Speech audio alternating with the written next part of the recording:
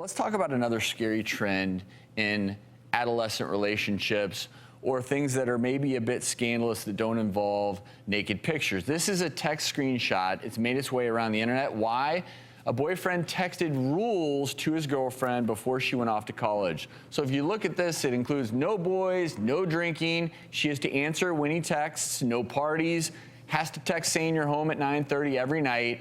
Obviously, a lot of rules there. What are your thoughts on a boyfriend sending these rules to his girlfriend? Can I answer that before you talk about that? Because when I read this, and this is my perception, and then let's talk about in the context of a healthy relationship. When I read that, I saw a really insecure guy who's worried and anxious about his girlfriend going off to college. She may have had drinking and boys and things that we don't know the context of the relationship.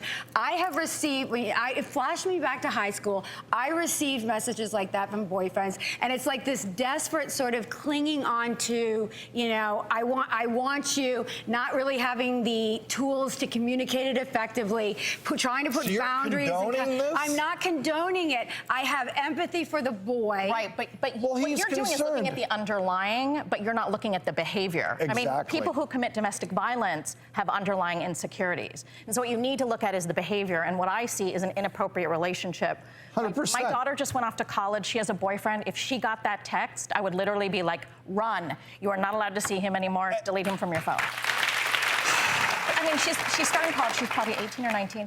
And part of what I think has to happen is, you know, in your teen years, in your college years, those are your practice relationships. Right. Sure. And if you're staying in a relationship for practice where someone is trying to control you, that just means that moving forward, you're going to be in a controlling relationship. Right. And those relationships never work. And if they do work, the people end up very unhappy. And Dr. Travis practiced really hard at Duke, I heard. Yeah. No, I agree with that. You don't stay in those relationships, and I generally didn't either, but you have to experience that to know, like her experience with that, then she'll meet And a healthy Stacey, one. go both ways. It can be an overly controlling woman, too. And I think 100%. the same thing with a guy, okay, he's at one college, she's at another college. These are the ground rules. And I think either party, if they start that kind of behavior early on, people ask me all the time, how has my 32-year-old marriage lasted? And not trying to control each other is one of the single biggest factors. She gives you a big leash, huh?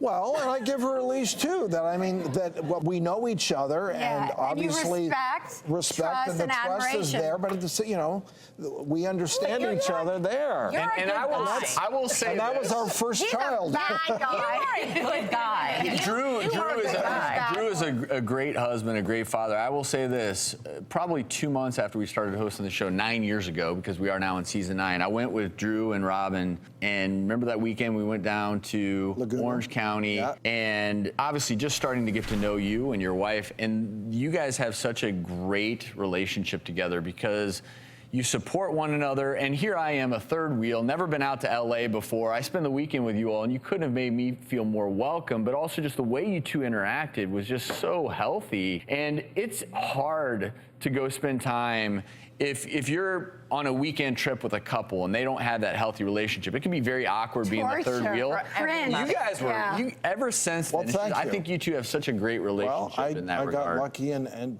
it works. And you work at it. Yeah, and you sexed her a lot. And she's a saint. Not a lot. I learned my lesson.